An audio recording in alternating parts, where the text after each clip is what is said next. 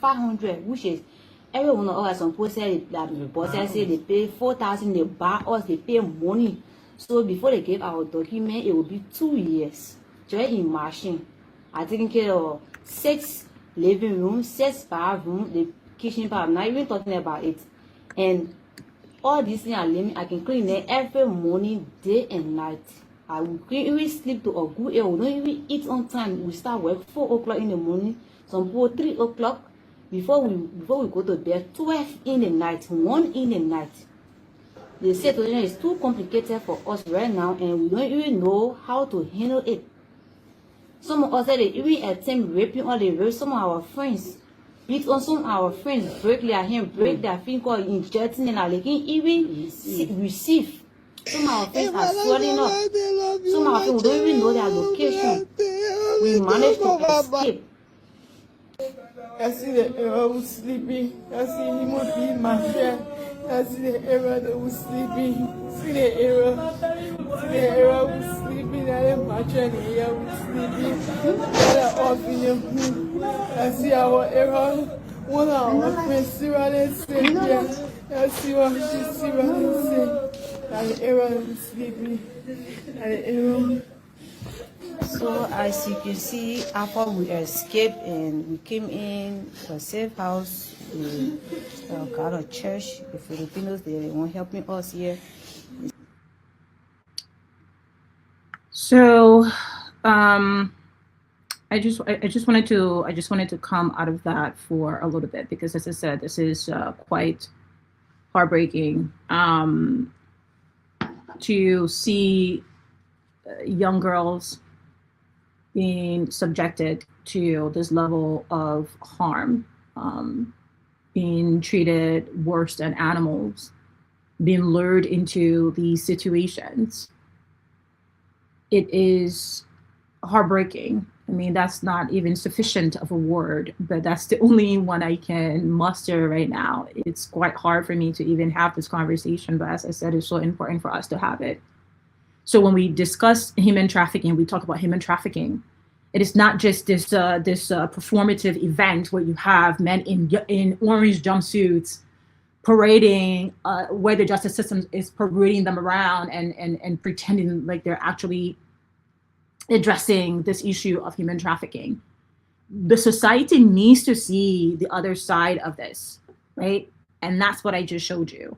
They need to see to what extent these human beings are being subjected to heinous crimes, from rape, of course. I think that's just on like the better end, to being burned with hot water, to being killed, to being murdered. So it's not enough. It's not enough to just parade a few men around. And when you, as has been suspected, these people are just the Wheelbarrow Boys. Where are the kingpins? Because we know these are not, right? These are not the kingpins. These are not their bosses that they're parading around. But they attempt to do that to fool the public into thinking that, oh, we're actually doing something about this and we actually care about this. No, you don't. You don't care about this.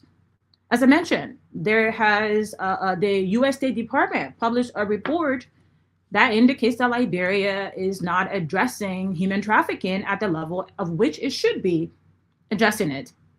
And when I find the screenshot here, I will absolutely share with you, right? I also want to bring to the screen here, this is Dr. Levitt. Dr. Levitt was hired or brought on by Ellen Johnson Sirleaf. I know when I talk about her, most people wonder, well, why are you so fixated on her? I'm not.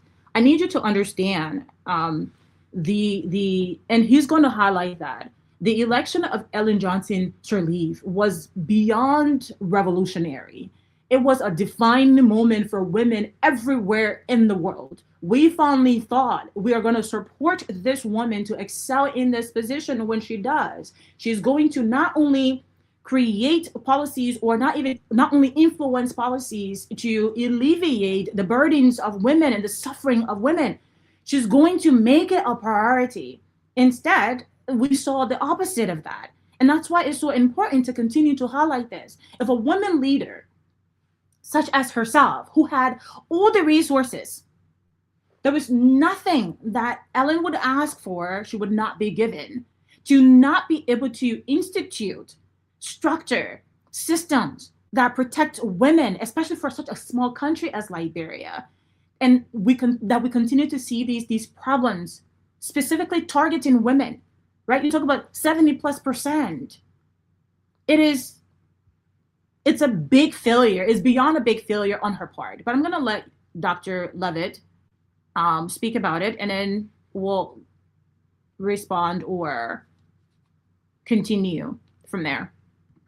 This is such an important question because I don't know of another country where 70% of the women suffered from sexual gender-based violence on the planet. And I think the global response to it has been poor because we saw the response to women victims in the former Yugoslavia. I do think, and I was appointed by Ellen to be the international technical advisor over the Liberian Truth and Reconciliation Commission, and some of the things that we talked about today, I was directly involved with drafting those. I think one of the great failures of her administration was not addressing this issue. She was symbolic in so many ways, which was empowering, not unlike at the same period of time Barack Obama was symbolic and empowering in some ways. But when it came to the practical realities of holding persons accountable for crimes during the various episodes of civil conflict, I think the government failed. I think the government failed women in particular.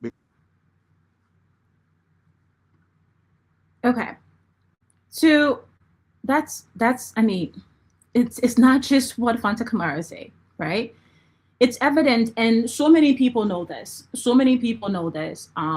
And it's really unfortunate. This was the report by the State Department I was referencing, right? Where this is from 2025, where we're confirming that Liberia is a tier 2 watch list when it comes to human trafficking. And I just want to read a little bit here of what this says. The government of Liberia does not fully meet the minimum standards for the elimination of trafficking. Despite making significant efforts to do so, it did not demonstrate overall increasing efforts compared with the previous reporting period, 2024, 2023, etc. Therefore, Liberia remained on the Tier 2 watch list for the second consecutive year. Significant efforts included investigating government officials for alleged complicity in human trafficking. The government slightly increased investigations and prosecutions. However, the government did not convict any traffickers for the second consecutive year, and law enforcement officials and prosecutors continue to lack adequate resources and understanding of trafficking to effectively investigate and prosecute trafficking crimes. The government did not report if it identified any trafficking victims. Victim services remain insufficient, and some government shelters were largely inadequate. I encourage you to go and take a look fully at that report. It is quite astounding. So when we see this performance happening, we have to continue to ask, what's going to be the end result of that?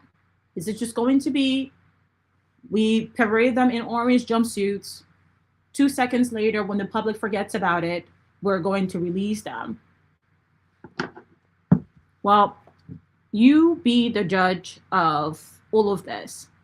I want to just quickly here, and then if we move on to our next topic, encourage we the people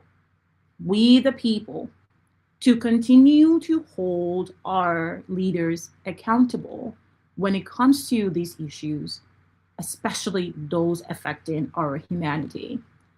1 in every 3 children are trafficked. There are over 30 million people around the world who are trafficked. trafficking doesn't always have to look like what you have been told.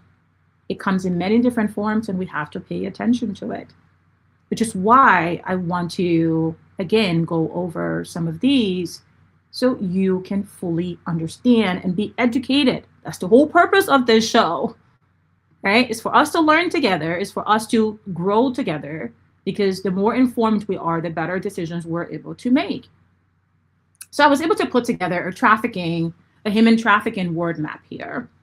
And it's going to go over like the types of trafficking, as I mentioned earlier, which I've already covered, and then actions by trafficker, what to look for, or like what they do. They recruit you.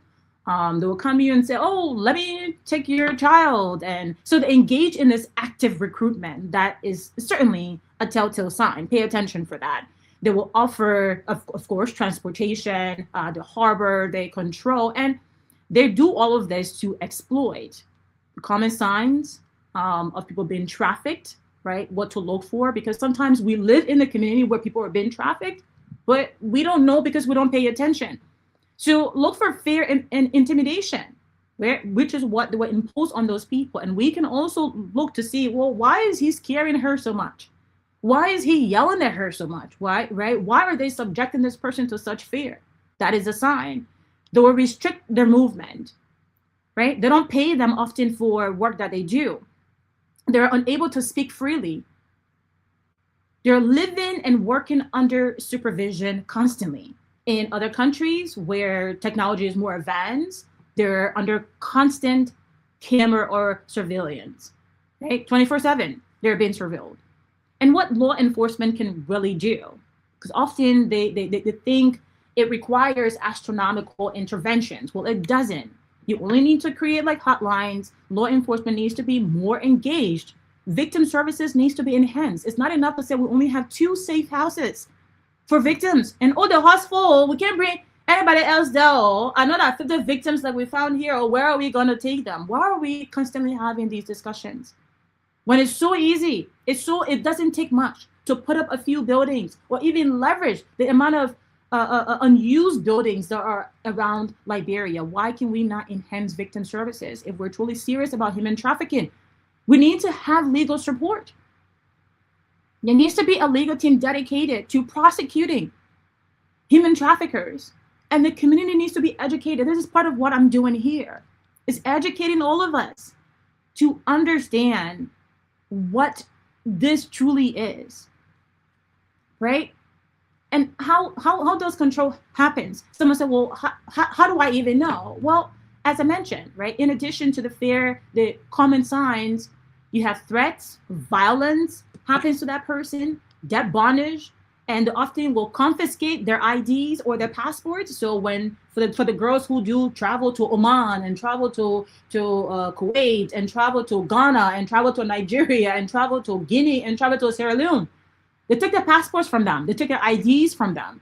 If you don't have a way of being identified, it's easier for them to control you. And this is what they do. The first thing that they do, they isolate you and constantly deceive you and your families. When your family asks, oh yeah, is my child going to school? They say, yeah, they got going to school. What grade is she in? It's constant deception, right? And who do they target? Vulnerable people, people who run away. And the impact, as we have just seen, is quite gross. It's gross because often it's physical harm that these people are being subjected to. So it's important that you share this show, share this message with your community, your friends, your children. Let's not wait for something else to happen before we contribute or lend our voice. Let's be active participants in the affairs of our nations, our community, because tomorrow it could be your child. Let's continue to educate ourselves in this regard. The next topic I want to jump into here, as I mentioned, is drug trafficking. But because I've spoken so lengthily about this, I'm not going to spend a lot of time on it. We also saw that the LNP prosecuted or recommended some people for prosecution to the judicial system. the King brothers and this person and that person. Well, once again, I like to look beyond what is currently in front of me, was currently like in front of me, and truly look under the hood. Because when you do that, you notice that all of the bigger names from the executives and the legislative and other, high-ranking government officials never made the prosecution list, right? They were not the ones that got arrested. They were not the ones who were paraded. Instead, it was just like, yeah, here are a few names who are responsible for this. This person checked in this bag, and this person worked for the cargo. And guys, pay attention. Pay attention. It's all a ruse. It's all a ruse. It's all a facade. There have been billions of dollars worth of drugs that have been trafficked through Liberia in the last couple of years. In the last couple of years, there have been interventions by the French Navy. There have been interventions by the US. There have been interventions by other countries of billions of dollars worth of drugs trafficking or being trafficked in Liberia in the last 2 years. And this $19 million drug they're trying to make you pay attention to because they want to do other things, such as print more money, which is ridiculous. But that's not that's not part of my topic for today.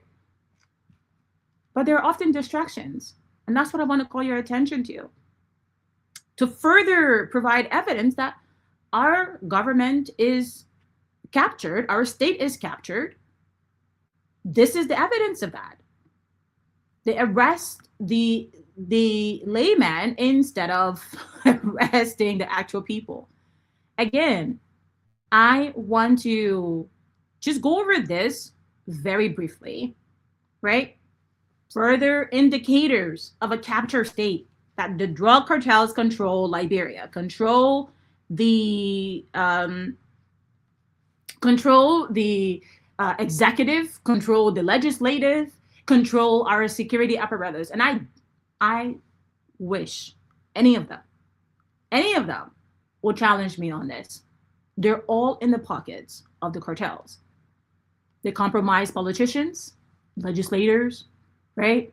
Local officials or senior officials, members of your parties, your different political parties and official and affiliations. They're all captured. Our judicial, we know that even the US and other international partners, there have been several reports of vote of no confidence in the Liberia judicial system. So we know that the judicial system is intentionally targeted and weakened so that they often get to look the other way. Rarely do they prosecute anyone. In the case that happened with Topo Village and the coastery, where there was a Lebanese man, a Guinea-Bissaoan, and a Liberian and XYZ and other high-level officials, they arrested them. What happened? They said the people disappear. They do this to erode the rule of law and often go with impunity. Institutional defenses, well, there can be anti-corruption audits and asset declarations and whistleblower protections, independent oversight. We know, in fact, that these things are some of what the GSCC does, right? The General Auditing Commission, as well as LAC. But what happens? Nothing, right? We often have unexplained circumstances, conflict of interest, and suspicious behavior. These are glaring indicators right in our faces. And their operational tactics are very much recognizable. Bribery, how many times do you hear a judge gets bribed? A legislator gets bribed? A government official gets bribed? Blackmail. And it's so easy to bribe them because they often have blackmail on them. They have dirt on them. They have done something that is so gross and that is so disgusting that they have taped them. So they have videotapes of them doing those disgusting things. And therefore, they're very easy to take illicit money. They threaten them, of course, and they establish all these shell companies, right? Which will be the next thing I'm going to get into, will be the money laundering shell companies such as casinos, companies such as sprout out of nowhere and all of a sudden have all this money. Oftentimes, there are co-opting executives of the security forces, the regulatory agencies, the procurement. We have seen tons of immigration officers, LDA officers being compromised, police officers being compromised, legislative being compromised, presidential members of the presidential family being compromised. What do we make of all of this? We educate ourselves. That's what we do. We educate ourselves to let them know that we are paying attention and we're not fools. Right? Most of the media agencies are paid. They pay them to keep quiet. They pay them to twist the narrative. And that is a fact. And they know this. So we have to remain vigilant and let them know that, look, we are paying attention. We know exactly that what you're presenting to us is very far from the truth. The vice president name has come up several times in this drug trafficking as an accusation, allegedly. Why has he not been investigated? Why have members of the legislative not been investigated? We have to ask ourselves that. That is a clear sign that they are protecting these people and pretending to us as if to say they are arresting. Oh, we're arresting. Oh, we're going to arrest these 5 people. It's a whole ring. It's a cartel. Billions of dollars worth of drugs have come through Liberia. So don't distract us with 19 million. All of you are part of it. Nobody is playing. Everyone is complicit. So tell them Fanta Kamara says so. If no one's willing to say it, there you go. Let's move on to our next topic here. Money laundering. As I said, all of these are interconnected. None of these are isolated, human trafficking, separate from drug trafficking and separate from money laundering. No. You need money laundering to be able to access large amounts of cash. Even the banks are involved in this. But that's going to be a story for another day. Right? Over the last couple of years, I'm going to share this with you. Let me pull it up here. Over the last couple of years, there have been a significant amount of fines levied at casinos in Liberia. You ask yourself, well, why are you talking about casinos, Fanta? Well, casinos are the way to launder money. If you want to move large sum of money, if you want to clean money, you clean them through casinos. People come to use cash, right? Those cash make their way back into the market. If you were just to be walking around with huge bags of, with suitcases of cash, people would know that something is up. So how do you clean it? You go through casinos. What I haven't seen really cover extensively in the media is how the casinos have been very critical and are connected to a lot of these illicit crimes in Liberia. In fact, let me put this on here. In fact, the Liberian agencies have fined so many of them time and time again for millions of dollars. We don't hear of this. Why do we not hear of this? Why do we not hear of this? Just gonna go over this really quickly. Just in 2024 alone, Colony Casino, owned by a Chinese, and what looked to be like a Lebanese, $10 million Liberian fine. What did it fine them for? Lack of robust, suspicious transactions, reporting STR systems, monitor controls absent, primary violation, anti-money laundering, lack of suspicious transactions, reporting programs, monitoring control is absent, money laundering, 50-50 casino, right? They find them like $6 million Liberian dollars, primary violation, money laundering. Oceano Casino, $10 million. What did they find them for? Money laundering. Golden Casino, $10 million. What did they find them for? Money laundering. Riverside Casino, right? $10 million. What do they find them for? Money laundering. Money laundering. The list goes on. I'm going to remove this. I have another list for you. I know. I often comes with lists. Let me enlarge this. Okay. I hope you can see my screen, my screen okay. In the last 2 years, from 03 to 05, because the 06 reports are not out yet, but from 03 like to 05, the Liberia Financial Intelligence Unit, the FIU, fined casinos over $65 million for suspicious transactions, essentially money laundering. Over $20 million launder money or launder funds. And this is probably on the lower end. Because keep in mind, for a Liberia agency to have to fine and like audit and have to actually levy fines, that means that whatever the crime was is grossly underreported. So if they found that they have laundered $20 million, it's probably more like $200 million. That is the real number. Okay?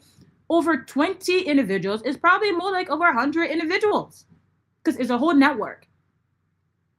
They were found to be a part of a money laundering or money laundering in the casinos. They fined them over like nearly $6 million. Nearly $6 million is the fine that FIU, the Liberia Financial Intelligence Unit, have fined casinos in Liberia for money laundering. 9+ casinos have been investigated, right? King Casino, Silver Legacy Casino, Grand Casino. And then you have all these junket operators, VIP clubs and private rooms. And as I mentioned, it's simple. They exist to wash dirty money, illicit funds. Illicit funds enter the casinos, right? It gets layered, it gets integrated or mixed with the clean funds.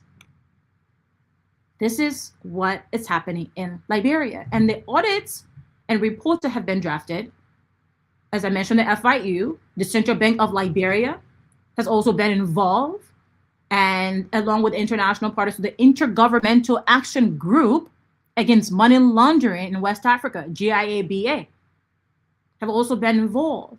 This is not just about non-compliance. This is a financial warfare against Liberia's future.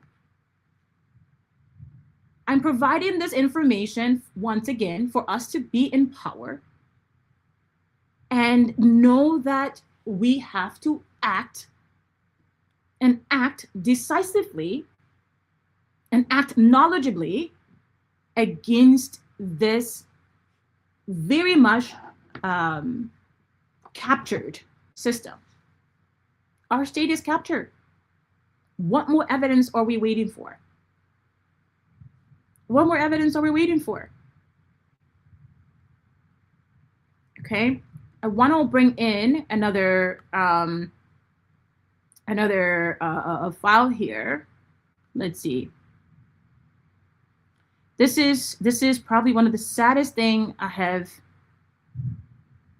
come across, or these are very sad times for Liberia. Very, very sad times. What do we make of it? Right? I'm gonna remove this. I'm gonna bring this back on the stage here. Actually, let me enlarge it. Yeah. FIA finds Colony Casino owned by Mr. Zhang Lejean. Right? For those who are going to say, oh, maybe like that's not quite true. Where'd you get your evidence? Well, this is from the FIU. This is actually their letterhead here. Right? This is the letter, Financial Intelligence Agency of Liberia, where they find this casino. As I mentioned, if you don't have a way to launder money, you would not have you would not see an increase in these illicit activities, because it will be very difficult for you to do transactions. Illicit activities needs illicit or front businesses to move money, to do transactions, and to do them very quickly. So there you have it. Once again, we're connecting the dots. We've connected the dots from human trafficking to drug trafficking, and how deep that cartel is, including all of our systems of government are compromised, and money laundering, how they're using casinos as their front to really wash and clean all of their money and move large sums of money around. Next thing I want to jump into here, it's and please do let me know in the comment section, right? Why is my nose itching today? Let me know in the comment section what are your thoughts about all of this. What do you think? Is this useful? Is it not? Did you already know this? Did you not know this? And if so, like, what can we do? What should we be doing as a people? What should we be doing as a nation? Right? What should we be doing as a nation? How are we going to make better decisions with this information? It's really important because it takes all of us. It takes every single one of us. They're banking on our stupidity. They're banking us to sit it out, to say, there's nothing I can do about that, man. I can't do anything about that. I'm so helpless. I'm so powerless. Let's get into our next topic here, which is the Liberian Registry. Now, I will probably, because I really want to have a conversation with some Liberians, other folks who will give us an even deeper understanding as to why Liberia's registry sits in a completely different country. And as I was going through this, it was quite alarming to me. It was quite alarming. I want to load all the files here so I can share with you. Okay, I think I've loaded everything. Oh wait, I have a few here more. Where are you? Where are you? Where are you? Yeah, 712. Okay, fantastic. I came across this recently. I'm sure some of you have seen it by now. I shared it on my page. This is from Business Insider Africa. It says how Liberia, a small African nation, became one of the world's largest or biggest shipping powers without owning the ships. Right? Liberia owns absolutely no ship. How did it become one of the world's largest players in the shipping and logistic industry? I want to play a video here for you. And then we're going to discuss.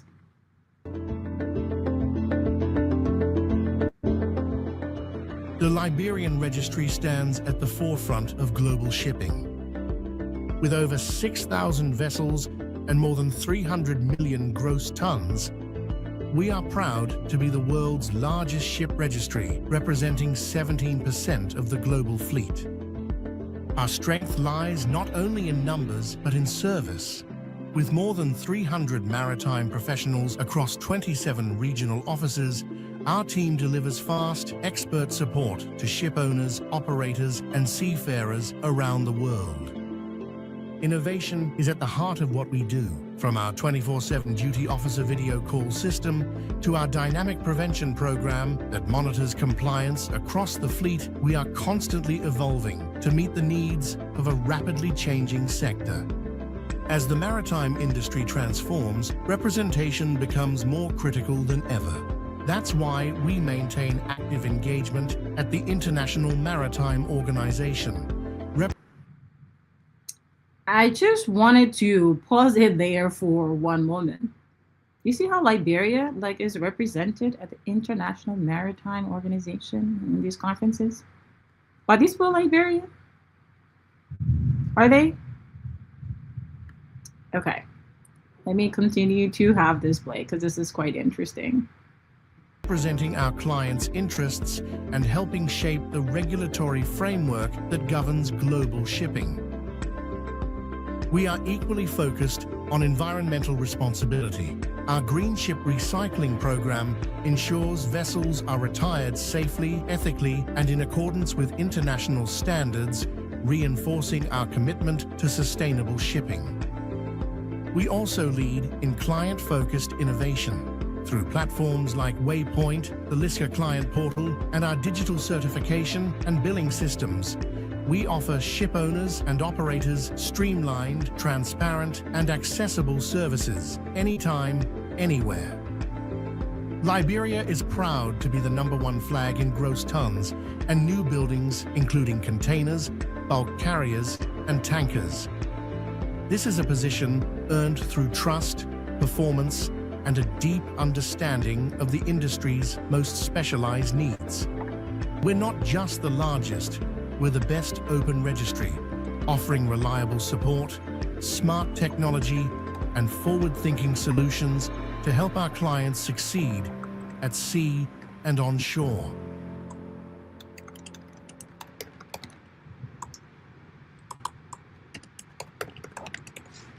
Okay, so I thought that was important to include here in our conversation.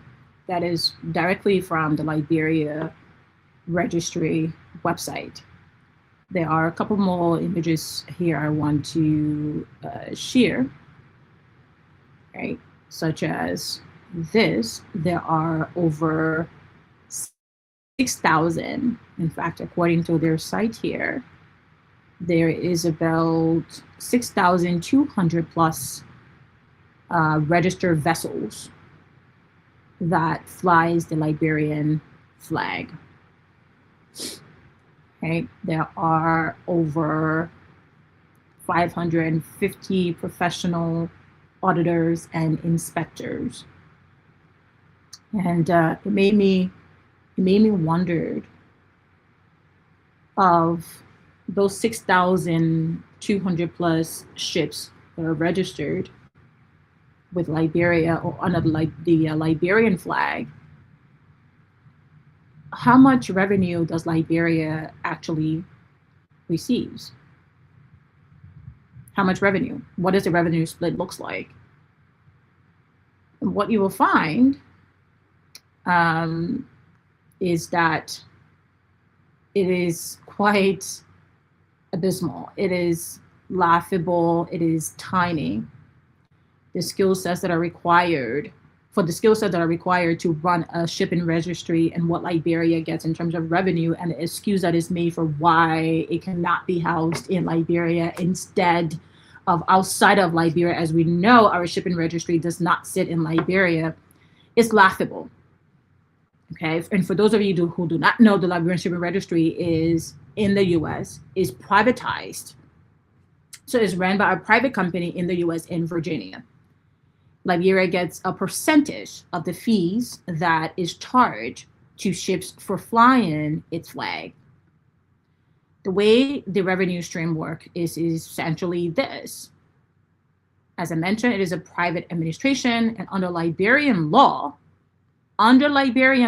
the registry must be managed by US nationals. LISCR manages the global paperwork, inspections, and corporate filings, right? Which is a private entity that runs Liberia's registry. Under Liberia law, the registry must be managed by US nationals. Like, let that sink in for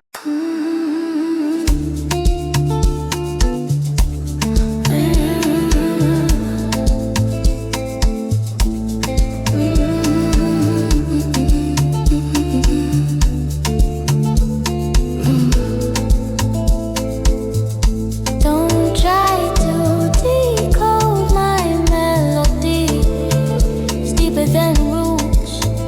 reality. Don't tell me, blame the Liberian girl in me. It's a Liberian thing, you'll never understand. It's a Liberian thing, you'll never understand. It's just a Liberian girl in me. It's just a Liberian girl in me. It's just a Liberian girl in me.